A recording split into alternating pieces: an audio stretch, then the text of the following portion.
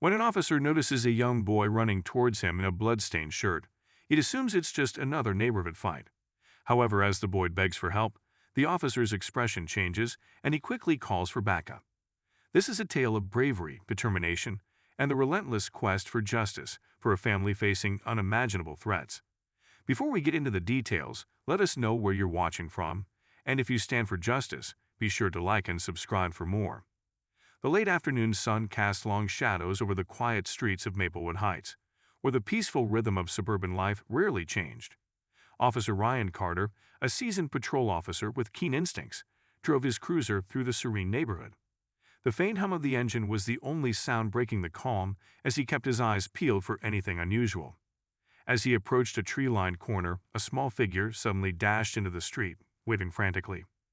Ryan instinctively slammed the brakes, his heart racing. The boy couldn't have been older than 10, and his messy appearance, along with the blood-stained shirt and trembling hands, put Ryan on high alert. Without hesitation, Ryan jumped out of the car, his voice calm but firm. "Hey there, kid, are you hurt?" The boy was gasping for breath, his eyes darting nervously toward a nearby row of houses. "Officer, please, you have to help me," he cried, his voice cracking with desperation. Ryan crouched down to meet the boy's eye level, gently gripping his shoulders. "Slow down, son. Tell me what happened." The boy swallowed hard, his words spilling out in a rush. "They took my mommy while we were playing outside. The men with masks hurt my daddy. He's not moving." His voice broke, and tears streamed down his dirt-smudged face. Ryan's stomach tightened. This was no ordinary situation. "What's your name?"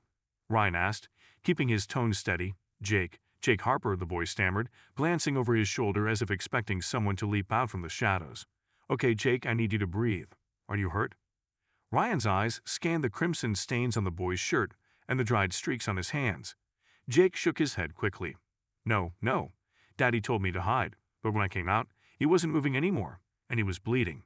His voice dropped to a whisper. "I heard them say they'd come back for me." Ryan's pulse raced. The urgency in Jake's words was clear, and there was no time to waste. "Get in the car," Ryan said firmly, opening the passenger door. "We're going to your house." As Ryan sped toward the Harper residence, the weight of the situation bore down on him. Jake gripped the seatbelt tightly, his knuckles turning white. His wide, frightened eyes were fixed straight ahead, and his breathing was uneven. "Jake, I need you to tell me everything you can remember," Ryan said, maintaining a calm yet focused tone. "There were 3 of them," Jake began, his voice shaking. "One had a deep voice, and he kept yelling at Mom to shut up and get in the van. Dad tried to fight them, but they hit him." Ryan glanced at Jake, asking, "Did you see anything else? A car? What color? What kind?" Jake nodded quickly. "A black van. It was big with dark windows." Ryan mentally noted this information, piecing together what he had. "Jake, you were really brave to run and get help. We're going to find them, okay?" Jake didn't respond. His gaze remained fixed on the passing houses. "Do you think Dad's okay?" he had asked softly, his voice barely above a whisper. Ryan hesitated for a moment, choosing his words carefully. "I don't know, but I promise I will do everything I can to help." The suburban street was unnervingly quiet as Officer Ryan Carter pulled his patrol car into the Harper driveway. The modest house was bathed in the golden hues of early evening, its peaceful appearance contrasting sharply with the tension in Ryan's chest. He exited the car, scanning the property quickly. The front door was ajar, its faint creak moving with the breeze. "Jake, stay here," Ryan instructed firmly, glancing at the boy in the passenger seat. Jake clutched his knees to his chest, his tear-streaked face revealing his worry. "I'll check inside. Stay where I can see you." Jake nodded hesitantly, gripping the seatbelt as if it could anchor him. Ryan approached the house cautiously, his hand hovering near his holstered weapon. As soon as he stepped inside, the chaos became clear. The living room was a disaster, overturned furniture, a shattered lamp, and picture frames scattered across the floor. A coffee table had been shoved into the corner, one leg splintered. Blood smears led from the center of the room toward the staircase. "Peter." Ryan called out, his voice steady despite the growing dread in his chest. "This is Officer Ryan Carter. If you can hear me, call out." A faint groan broke the silence. Ryan followed the sound to the base of the stairs, where Peter Harper lay sprawled on the floor, his shirt stained with blood and a gash on his forehead oozing fresh crimson. Ryan dropped to one knee, quickly checking for a pulse. Relief flooded over him when he found one, though it was faint and pretty. "Dispatch, this is Officer Carter," he said into his radio. I have an unconscious adult male with head trauma at 148 Maplewood Drive, requesting immediate medical assistance and additional units. After confirming Peter was breathing, Ryan carefully stood and scanned the room for any further danger. The house was silent except for the faint hum of the refrigerator in the kitchen. He cleared each room on the ground floor to ensure no one else was present before returning to the living room. Stepping outside, he called to Jake, "Jake, it's safe for now. Paramedics are on their way to help your dad. Stay here. I'll be right back." Jake hesitated but nodded, his eyes nervously darting toward the house.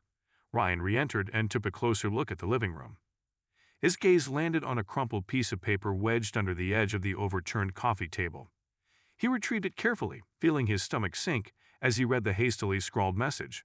$500,000, no cops. 48 hours or you'll never see them again. The stark simplicity of the note sent a chill down his spine. This wasn't just a random act of violence. It was deliberate, calculated.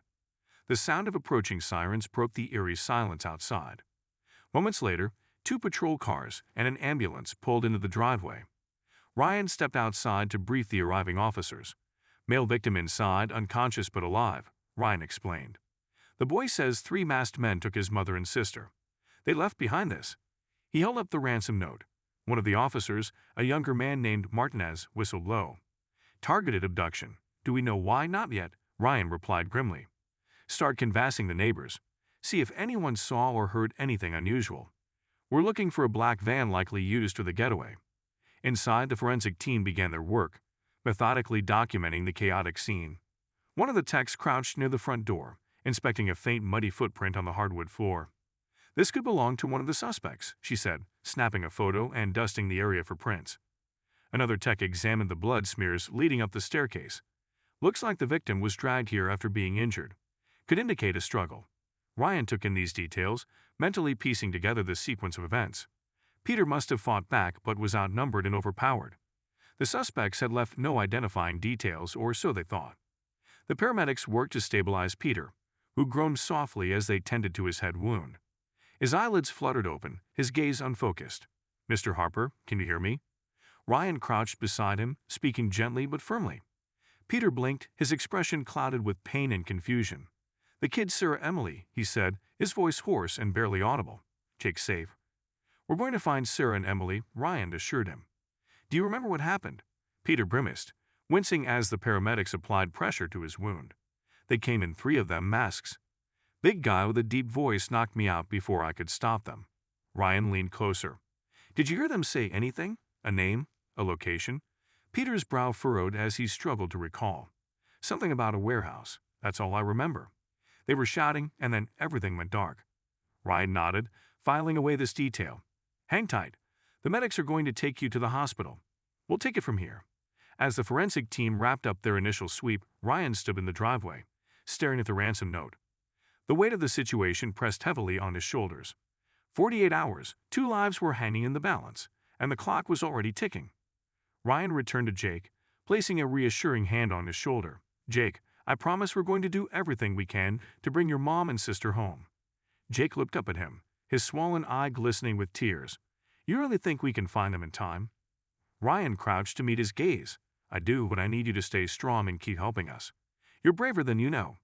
Jake's expression was filled with worry. "Do you think the police will get to Sarah and Emily in time? And why do you think the kidnappers targeted Peter's family?" Share your thoughts below. Give this video a like, and keep watching to find out how the story unfolds. At the police station, activity buzzed all around. The fluorescent lights cast a harsh glow over the organized chaos of officers, forensic specialists, and detectives working tirelessly. The clock on the wall ticked ominously as Ryan Carter sat at his desk, studying the ransom note spread out before him. The words were hastily scrawled, each jagged letter a reminder of the high stakes. $500,000, no cops. 48 hours or you'll never see them again.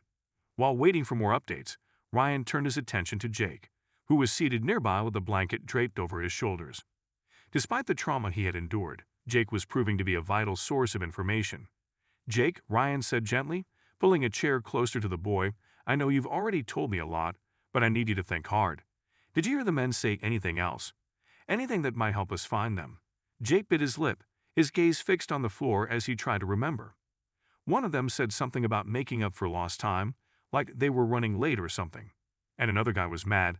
He kept saying this wasn't supposed to take so long. Ryan nodded, the pieces of the puzzle beginning to fit together. That's good, Jake. That tells us they were working under pressure. Maybe they weren't as organized as they wanted to be. Jake glanced up, a flicker of hope in his eyes. Does that mean you can find them faster? Ryan offered a small smile, trying to reassure him. It means we're closer to figuring out how they operate, and that's going to help a lot.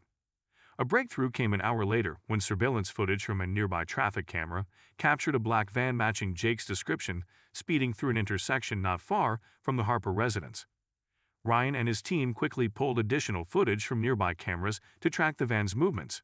Got it, shouted Martinez, a fellow officer, as he pointed to the screen. They turned off into the industrial area about 10 miles from here. Ryan's jaw tightened. The industrial area was a sprawling maze of warehouses, many of them abandoned, making it an ideal hideout for criminals.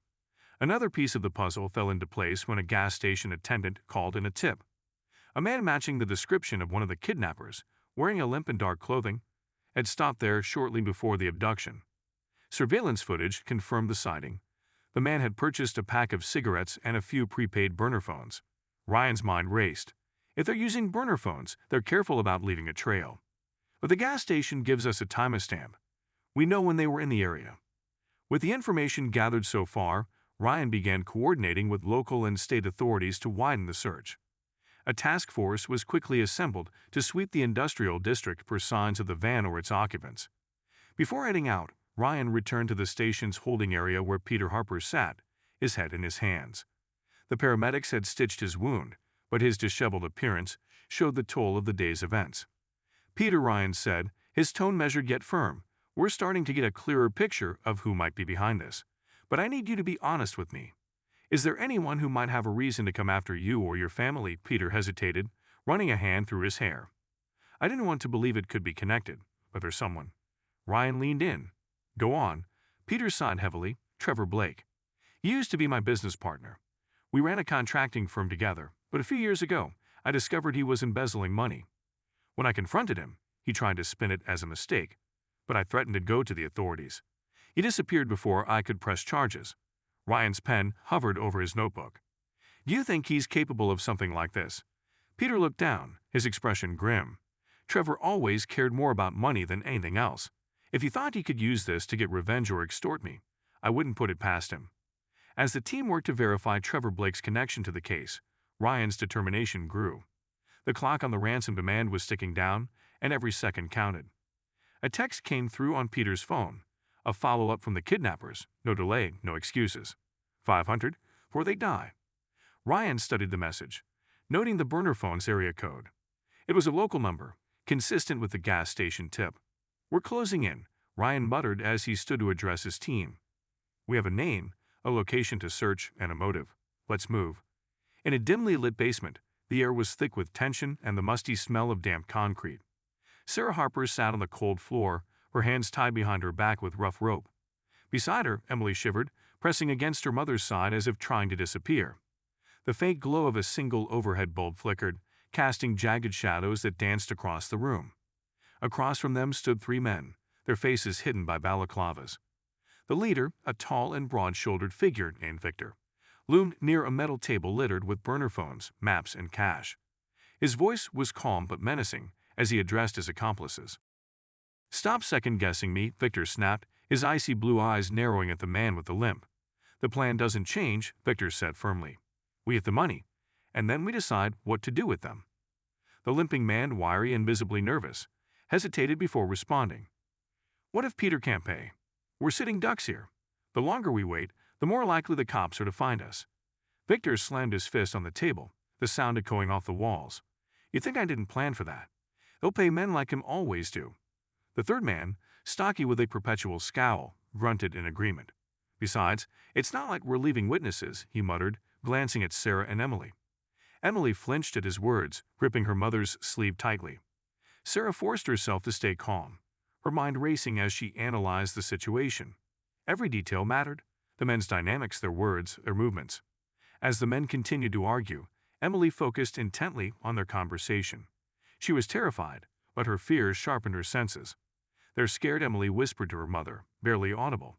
Sarah nodded subtly, her lips pressed into a thin line. She admired Emily's courage, but it terrified her how quickly her daughter had adapted to this nightmare. Suddenly, Victor turned, his piercing gaze falling on them. "What are you whispering about?" he demanded, stepping closer. Sarah straightened, shielding Emily with her body. "I was just telling her to stay calm. She's a kid, for God's sake." "You've already done enough." Victor sneered but didn't respond. He returned to the table, muttering under his breath about the importance of staying focused. Hours passed, the tension in the room growing heavier with each minute. Sarah noticed the man with the limp pacing nervously near the stairs, his discomfort obvious. She decided to take a chance. "Hey," she said quietly, her voice steady despite her pounding heart. The man turned, his posture defensive. "What do you want?" "You don't look like you want to be here," Sarah continued, keeping her tone calm. "I can see it in your eyes. You don't have to do this.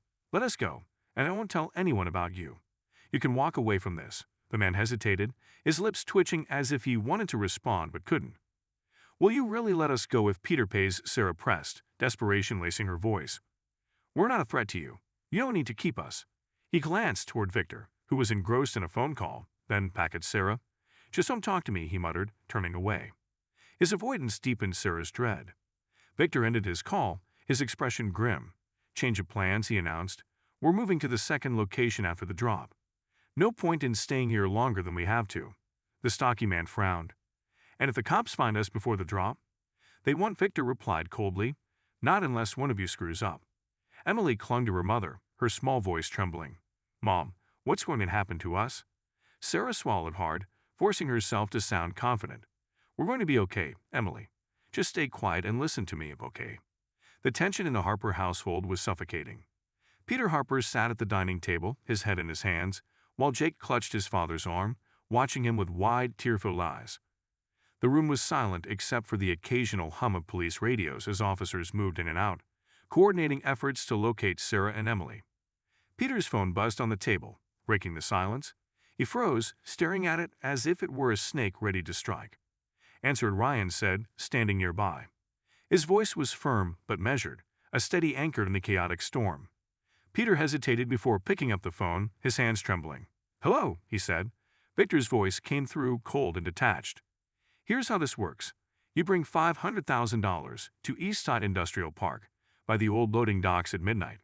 Come alone. If I'd even think there's a cop in sight, you'll never see your wife and daughter again." "Got it?" Peter's voice cracked. "Wait, I need more time." "No more talking," Victor interrupted. "You have your instructions. Do not screw this up." The line went dead, and Peter slumped forward, gripping his hair in despair. Ryan stepped closer, his expression serious. "We'll monitor the drop and ensure your family's safety. But you have to keep your composure, Peter. This isn't the time to lose it." Peter nodded weakly, but his resolve quickly crumbled. Barely an hour later, another message arrived. $750,000. New deadline noon tomorrow. No excuses. The increased demand hit Peter like a sledgehammer. He slammed his fist on the table, sending a coffee mug crashing to the floor. "This is impossible," he shouted, his voice breaking. "I don't have that kind of money. How am I supposed to save them if I can't meet their demands?" Jake flinched at his father's outburst, tears streaming down his face. "Are Mommy and Emily coming back?" Peter's anger dissolved into guilt as he pulled Jake into a tight hug. "I'm sorry, buddy, I'm just so scared," Ryan intervened, his voice firm yet understanding. "Peter, I know this feels overwhelming, but you're not alone in this. We're closing in on them. They're making mistakes because they're desperate." Peter looked up, his eyes bloodshot. "What if it's not enough?" What if he couldn't finish the thought? "It will be enough," Ryan said, his tone resolute. "But we need you to stay strong for Jake and for Sarah and Emily." Ryan turned his attention back to the team, analyzing every detail of the kidnappers' demands. The second message provided a vital clue: the burner phone's location. The tech team had traced it to the Eastside Industrial Park, near the same area where the black van had been tracked earlier. "This lines up with the black van we tracked earlier," Ryan pointed out on the map. "They're staying mobile but seem to be using this warehouse district as a base. That gives us an advantage." Martinez, Ryan's trusted colleague, leaned over the table. "If we know where they're holding the hostages, why not raid the place now?" "Because we can't risk tipping them off," Ryan replied. "If they suspect anything, they could move Sarah and Emily again or worse." Meanwhile, Peter frantically tried to gather the ransom money, calling in favors and liquidating assets. Despite his best efforts, it became clear he wouldn't reach the amount in time. "I don't know what else to do," Peter said, pacing the living room. "Even if I sell everything, I won't have $750,000 by tomorrow." Jake, sitting quietly on the couch, suddenly spoke up. "What about Uncle Greg? He has a lot of money, right?" Peter hesitated. His brother Greg was wealthy but notoriously stingy. Still, desperation left him no choice. He picked up the phone and dialed. The conversation was tense and brief, with Greg reluctantly agreeing to wire part of the money. "This better not be a scam," Greg said gruffly before hanging up. The partial funds offered a glimmer of hope, but Peter knew it still wasn't enough. As he scrambled to gather the remaining money, Ryan received an update from the surveillance team. Ryan studied the layout on the map. "If they hold up here, they're either confident we won't find them, or they're ready to move at a moment's notice. Either way, we need to act fast." He called for a SWAT team briefing, outlining the situation. The plan was to approach the warehouse covertly, gather intelligence, and strike only if they could confirm Sarah and Emily were inside. As the SWAT team geared up, Ryan returned to Peter. "We've identified a potential location," he said. "It's not guaranteed, but it's our best lead." Peter's expression was a mix of relief and fear. "What if they're not there? What if you make it worse?" Ryan placed a hand on Peter's shoulder. "This is what we do. We're trained for situations like this. Trust me." Jake tugged on Ryan's sleeve. "You'll bring them back, right? You have to promise." Ryan crouched down to meet Jake's gaze. "I promise I'll do everything I can." The convoy of police vehicles moved swiftly through the city, their lights off to maintain the element of surprise. Ryan rode in silence, his mind focused on the task ahead. The stakes were higher than ever. 2 lives hung in the balance, and any mistake could have devastating consequences. As they approached the East Side Industrial Park, the team fanned out, positioning themselves around the perimeter. Ryan's radio crackled with updates as officers reported their positions. Visual on the black van, Martinez whispered over the comms. "Parked behind the building. It's definitely them." Ryan's heart pounded. The van confirmed they were on the right track, but the operation was far from over. The tension in the air was palpable as the SWAT team positioned themselves around the warehouse. The East Side Industrial Park, a labyrinth of decaying buildings and rusted machinery, was eerily silent under the moonlight. Officer Ryan Carter crouched behind an abandoned crate, his radio crackling softly as officers confirmed their positions. "Perimeter secure," Martinez's voice came through. No signs of movement. Ryan took a deep breath, gripping his flashlight. "All right, team, move in. Keep it quiet." The officers advanced in perfect unison, their steps muffled against the gravel-strewn ground. Ryan led the charge, his flashlight cutting through the darkness as he approached the warehouse's side entrance. The steel door creaked open under his push, revealing a cavernous interior lit only by the faint moonlight streaming through broken windows. The warehouse smelled of oil, rust, and stale cigarette smoke. A single overhead bulb cast a dim glow over scattered items. Cigarette butts, fast food wrappers, and a coil of loose rope piled haphazardly on the floor. "They were here recently," Ryan muttered, his eyes scanning the scene. The SWAT team fanned out, methodically checking every corner of the warehouse. An officer called out, no sign of the hostages. Ryan's jaw clenched as he examined the ropes. They were frayed at the ends, suggesting they had been cut hastily.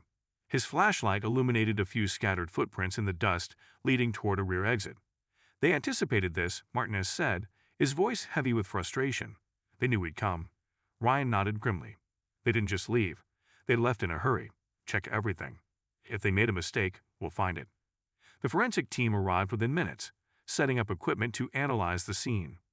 A technician knelt by a set of faint tire tracks near the rear exit, shining a light on the disturbed gravel. 2 vehicles, she confirmed, taking measurements. Different tread patterns. They split up. Ryan's mind raced as he processed the information. "They're trying to divide our resources, making it harder to track them.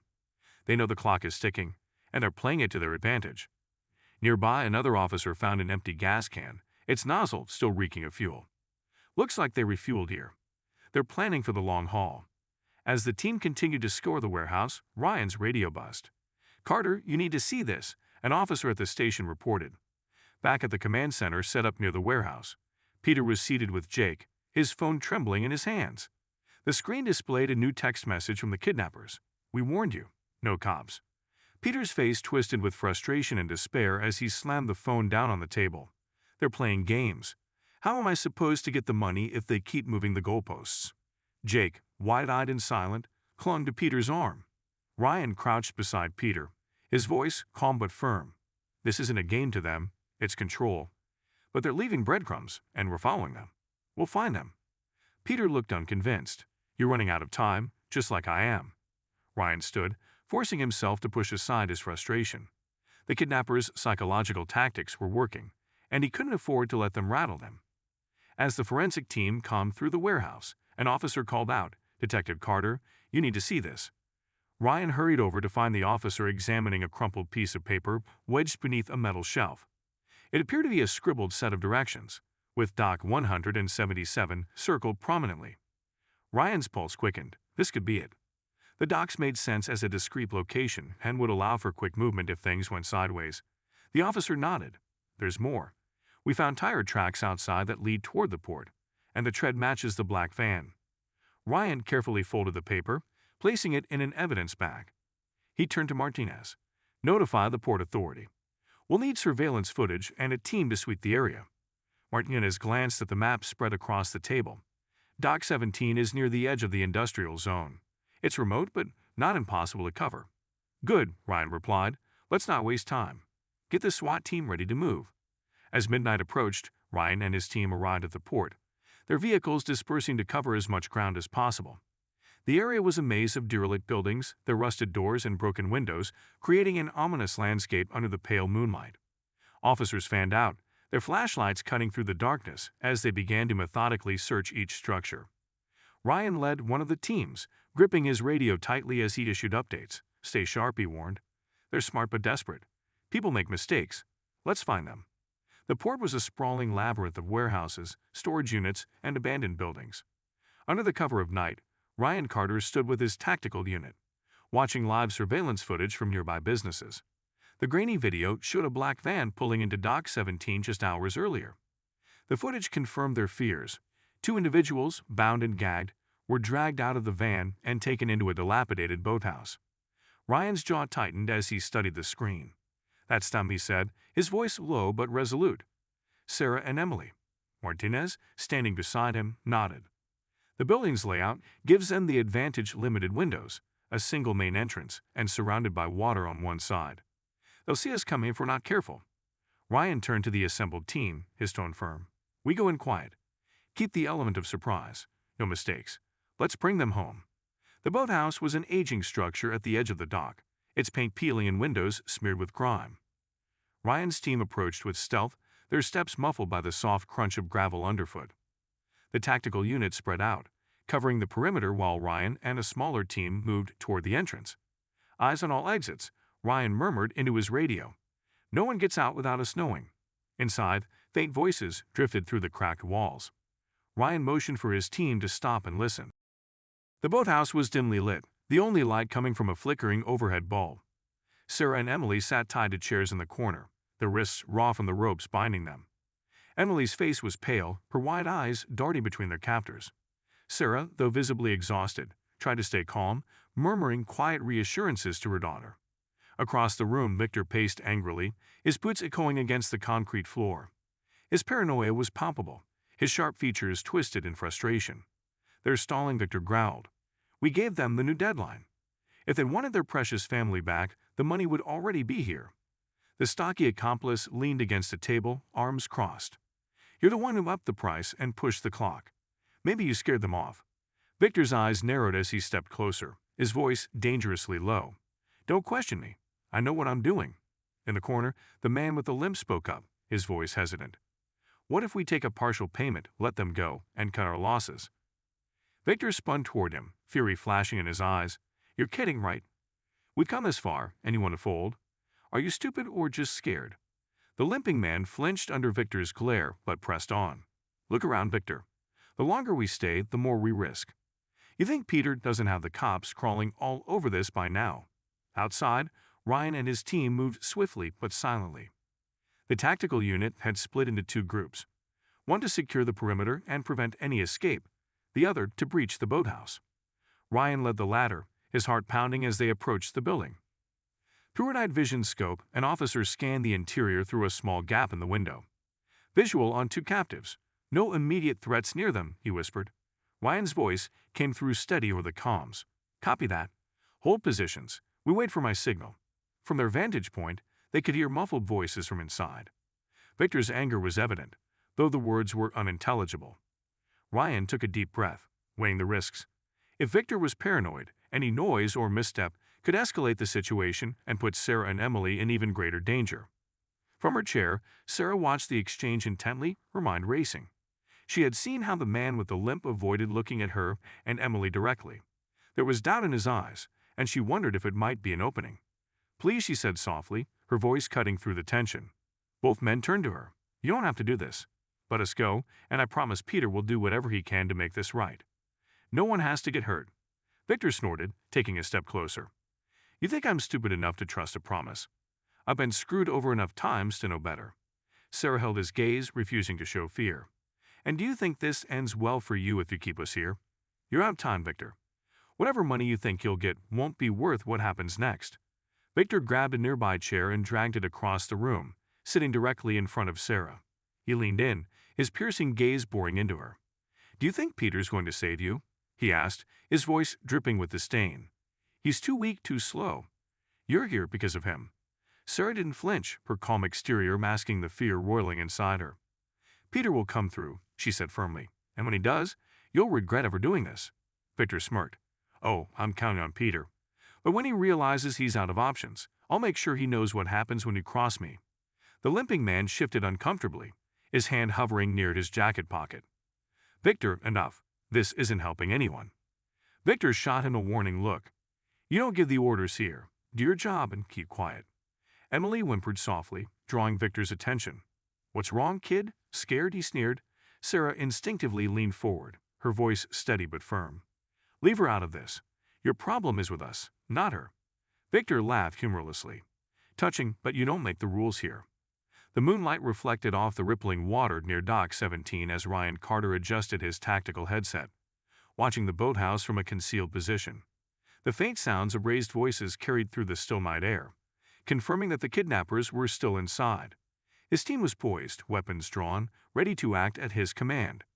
Positions confirmed, Martinez's voice crackled over the comms. "Perimeter secured.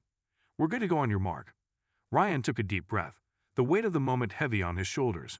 He glanced toward the boathouse, its decrepit exterior hiding the chaos within. "Stand by for breach," he instructed, his voice steady despite the tension. "On my count, 3, 2, 1, move."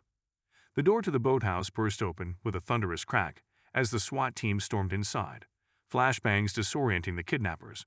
The sudden intrusion sent Victor and his crew into a frenzy. "What the hell?" Victor shouted, reaching for Sarah and Emily, who were still tied to their chairs in the center of the room. He pulled a knife from his belt, pressing it against Sarah's neck. "Back off or I swear I'll kill her." He bellowed, his voice raw with desperation. The limping man stumbled backward, hands raised as if surrendering to the chaos. "Victor, this wasn't the plan," he shouted, his voice cracking. "Shut up," Victor snapped. "Nobody's leaving until I say so." Ryan entered slowly, hands raised, trying to project calm. "Victor, listen to me. Nobody wants this to end badly. Let Sarah and Emily go, and we'll talk." Victor's eyes darted around the room, sweat glistening on his forehead. "You think I'm stupid? You got snipers outside, don't you?" Ryan kept his voice even. "We're not here to hurt anyone, but you're not walking out of this unless you cooperate. Let them go." "Victor, it's over." Sarah, sitting rigid in her chair, glanced at Ryan, her eyes briefly flicking to the man with the limp. Her instincts told her he was the weakest link. She subtly shifted her weight, preparing to act if the opportunity arose. Victor tightened his grip on Sarah's arm, his movements jerky and erratic. "You back off or she titties." As Ryan continued to negotiate, Sarah spotted her chance. The limping man had shifted slightly, standing closer to her chair than before. Summoning her courage, she drove her elbow into his side with all her strength. The man staggered, knocking into Victor, and momentarily throwing him off balance. "Now!" Ryan shouted, seizing the moment. The SWAT team moved in with impeccable precision. One officer tackled Victor, disarming him before he could react. Another subdued the limping man, pinning him to the ground. The third kidnapper, who had been cleaning a handgun earlier, made a desperate dash toward the back exit, but was intercepted by Martinez. "Clear," an officer called out as the last kidnapper was restrained. Ryan rushed to Sarah and Emily, cutting the ropes that bound them to the chairs. Emily immediately threw her arms around her mother, sobbing into her shoulder. Sarah winced as she moved her neck, feeling a shallow cut from Victor's knife, but her voice remained steady as she whispered to Emily, "We're safe now. It's over." Ryan crouched beside them, relief and reassurance evident on his face. "You're both going to be okay. The paramedics are on their way." As the SWAT team swept the room, they discovered more than just discarded ropes and weapons. A locked briefcase under the workbench contained documents linking Victor to a larger criminal network. Photographs, names, and account numbers detail a sprawling extortion and ransom operation that stretched across multiple states. "Looks like Victor was small-time compared to whoever is running this," Martinez said, flipping through the documents. Ryan nodded grimly. "This isn't over, but it's a start. We've got what we need to bring the rest of them down." The sound of approaching sirens filled the air as paramedics and additional officers arrived. Minutes later, a car screeched to a halt near the boathouse, and Peter Harper emerged, his face pale and drawn. Jake bolted from the car, his small legs carrying him as fast as they could. "Mommy," Jake cried, throwing himself into Sarah's arms. Sarah hugged him tightly, tears streaming down her face as she whispered, "I'm here, sweetheart. I'm here." Peter joined them, his hands trembling as he gently touched Sarah's cheek. His voice broke. "I thought I'd lost you." "We're okay," Sarah replied, her voice a mix of exhaustion and relief. Thanks to them, Ryan stepped back, allowing the family their moment. He watched Jake cling to his mother and Peter envelop Emily in a protective embrace. A wave of satisfaction washed over him as paramedics tended to Sarah's injuries and Emily's shock. Ryan approached Peter. "We found evidence that connects Victor to a larger network. This isn't just about ransom, it's a whole operation. We'll keep digging, but for now, your family is safe." Peter nodded, gratitude evident in his eyes. Despite everything they'd endured, he said simply, "Thank you." Ryan gave a small, tired smile. "It's what we're here for." The fluorescent lights of the police station cast a stark glow over the interrogation room. Victor sat at the steel table, his defiance evident in the way he leaned back in his chair, arms crossed, a sneer etched across his face. His silence was deafening, a calculated refusal to cooperate. Detective Martinez stood across from him, flipping through the case file. "Victor, you're looking at a laundry list of charges: kidnapping, extortion, assault, conspiracy." "Shall I go on?" Victor smirked. "Doesn't matter. You don't have enough to pin me to anything beyond this job." Martinez raised an eyebrow, unfazed. "Oh, we got plenty. The briefcase, the burner phones, your accomplices." And when the court sees the fear in that little girl's eyes and hears her mother testify, "You'll wish you had cooperated." Victor's smile faltered, but he said nothing, his resolve unshaken. In the next room, the man with the limp sat hunched over, fingers drumming anxiously on the table. Unlike Victor, his demeanor was one of fear. Detective Ryan Carter leaned forward, his voice calm but firm. "We know you're not the mastermind," Ryan said. "You're scared, and you should be. But you've got a chance to make this easier on yourself. Tell us what you know, and the DA might show leniency." The man hesitated, eyes darting toward the one-way mirror. "Victor's not going to protect me," he muttered, more to himself than Ryan. "You're right," Ryan pressed. "Victor's in it for himself. But you? You've got a chance to walk away from this with less time, so start talking." The man sighed heavily, his resolve breaking. "It's bigger than us. This whole thing was set up by Trevor Blake." Ryan stiffened. "Trevor Blake? Peter Harper's former business partner." The man nodded. "Yeah, he's been funding jobs like this for months. He picks the targets, people he has grudges against or thinks he can squeeze for money." Ryan and Martinez reconvened with their team, sifting through the growing pile of evidence. Financial records seized from Victor's briefcase revealed bank transfers connected to shell companies tied to Trevor Blake. "It's all here," Martinez said, pointing at the screen. "Blake's been funneling money through these accounts to fund the gang. He's using them as his personal enforcers." Ryan leaned back, his expression grim. Peter was targeted because of their fallout. This wasn't just about money, it was revenge. Meanwhile, another officer rushed in with new information. "We'd tracked Trevor's current whereabouts. He's booked a flight out of state for tonight." Ryan's eyes narrowed. "He's running? Not on my watch." Under the cover of darkness, Ryan and his team surrounded a private airfield on the city's outskirts. Trevor Blake's sleek black car pulled up to the tarmac where a small jet waited, its engines idling. Trevor stepped out, his expensive suit and calm demeanor betraying no sense of urgency. "Move in," Ryan ordered through the comms. The team swarmed the air, weapons drawn. "Trevor Blake, you're under arrest," Ryan shouted. Trevor froze, his hands instinctively raising as officers closed in. "This is a mistake," he protested. "I've done nothing wrong." Ryan stepped forward, holding up the incriminating financial records. "Save it for the courtroom, Blake. We got all the proof we need." As Trevor was handcuffed and led to a waiting squad car, his composure began to crack. "You'll regret this. You don't know who you're dealing with," he shouted, his voice echoing in the night. Back at the station, Sarah and Emily sat in a quiet interview room. Emily clutched a stuffed animal, her small hands trembling as Sarah gently stroked her hair. "You're both incredibly brave," Ryan said, sitting across from them. "Anything you can tell us will help make sure these men pay for what they've done." Sarah took a deep breath, her voice steady despite the pain etched on her face. "They kept us tied up in that boathouse. Victor was in charge, but the others didn't seem as sure. The one with the limp." She hesitated. "I think he wanted out but was too afraid." Emily spoke up, her voice small but determined. "They said Daddy couldn't stop them, and Victor said they'd hurt Mommy if the money didn't come fast enough." Ryan nodded, his heart heavy but grateful for their courage. "You've both helped us more than you know. I promise we'll make sure they don't hurt anyone else." News of Trevor Blake's arrest spread quickly, sending ripples through the tight-knit community. For years, he had been seen as a successful businessman, a respected figure, but now his carefully constructed facade had crumbled, revealing the monster beneath. Peter Harper, still recovering from his injuries, addressed reporters outside his home. "What happened to my family was horrific, but it exposed something much bigger. Trevor Blake used his power and resources to destroy lives. I won't stop until he's held accountable." Inside, Sarah watched Peter's statement on the news, her resolve hardening.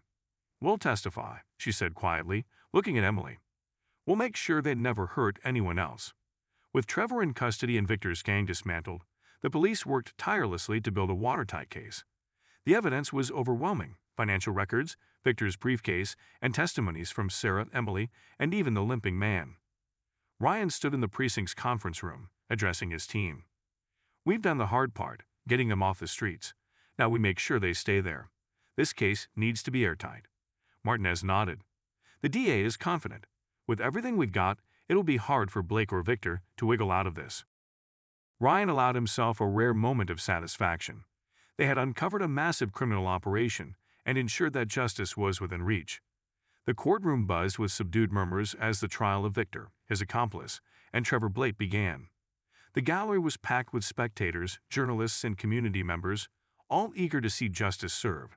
At the center of it all sat the Harper family: Peter, Sarah, Emily, and Jake, braving the daunting atmosphere with quiet determination.